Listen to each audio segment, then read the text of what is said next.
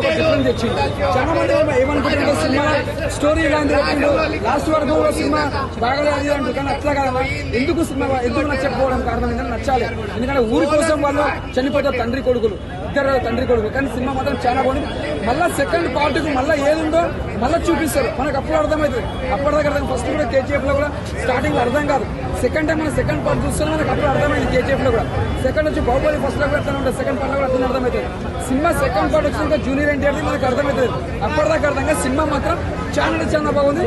ఈ cinema NTR career లో మంచి బెస్ట్ మూవీ అని చెప్పొచ్చు. బ్లాక్ బస్టర్ చెప్పొచ్చు. నాకైతే నచ్చింది. ఫైట్స్ మాత్రం చాలా బాగున్నాయి. ఫైట్స్ మాత్రం అసలు ఇంతవరకు ఎన్టీఆర్ చూడలేము. చెప్తున్నా కదా, ఒక సినిమా ఒక ఆడిలో ఫైట్ చూసినామంటే మళ్ళీ ఇప్పుడు చూస్తున్నాం ఫైట్ సీన్స్ అంత బాగా చేసిండు. తుమ్ములు లేచిపోయింది.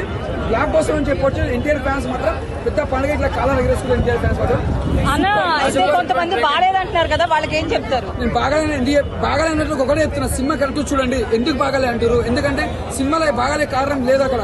ఎందుకంటే ఊరి కోసం వాళ్ళ ఫ్యామిలీ వాళ్ళ ఊరి కోసం బాగుండాలని చనిపోతారు, అంతేగాని వాళ్ళు కావాలని చనిపోరు ఇక్కడ హీరో వాళ్ళు. అది అర్థం చేసుకోవాలి, అంతేగాని సినిమా చనిపోగానే సినిమా బాగాలే అనడం అంటే ఒక కామన్ అయిపోయింది. కాకపోతే సినిమా చూడాలి, కరెక్ట్ అర్థం చేసుకోవాలి.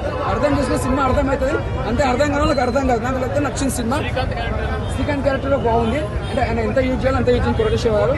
సినిమా కరెక్ట్ చూస్తే అర్థమవుతుంది. అర్థం కాదు నాకు అర్థం కాదు. సినిమా మాత్రం okay, block buster.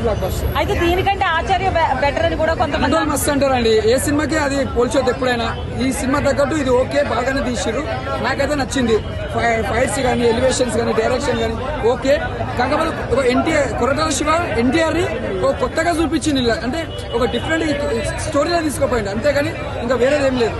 Janhvi Kapoor acting కూడా చాలా బాగుంది. ఒక కొత్తగా చేసింది. అమోల్ యాక్టింగ్. చుట్టమల్లి సాంగ్ ఉంటుంది ఒకటి, ఆ సాంగ్ మాత్రం చాలా బాగుంది. ఒక డిఫరెంట్ ఉంది.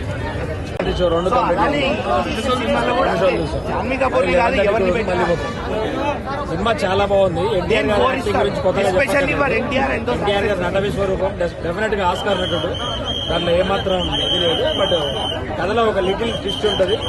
ఆ ట్విస్ట్ హైలైట్ ఎండ్ లో ఉన్న ఏదైతే 15 minutes గ్రాఫిక్స్ విఎఫ్ఎక్స్ గ్రాఫిక్స్ ఉందో సినిమాకి బిగ్గెస్ట్ హైలైట్. సినిమాలో ఎక్కడా కూడా ఒక్క 1 minute కూడా మీకు బోర్ సీన్ కానీ, ఒక 1 minute కూడా ల్యాగ్ అనే పాయింట్ కానీ ఎక్కడా ఉండదు.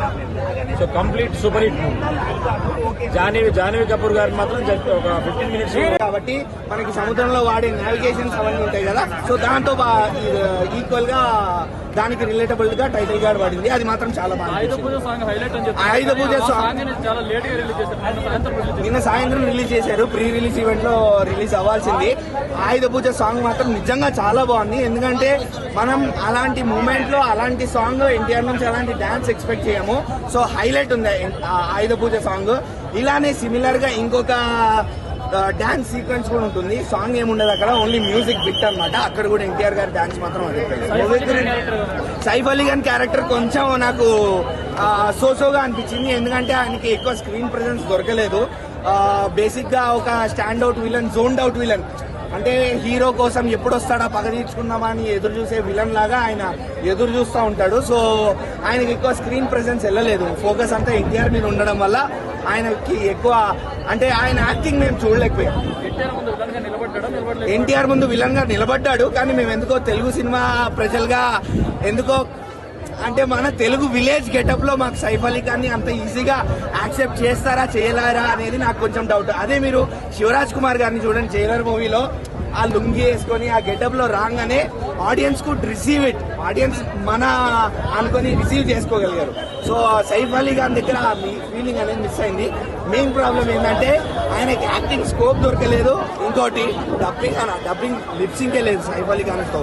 జాన్వీ కపూర్ కి ఉన్న 2-3 డైలాగులు లిప్సింగ్ బాగా దొరికింది, కానీ సైఫ్ అలీ ఖాన్ డబ్బింగ్ మాత్రం లిప్సింగ్ ఎక్కడా లేదు.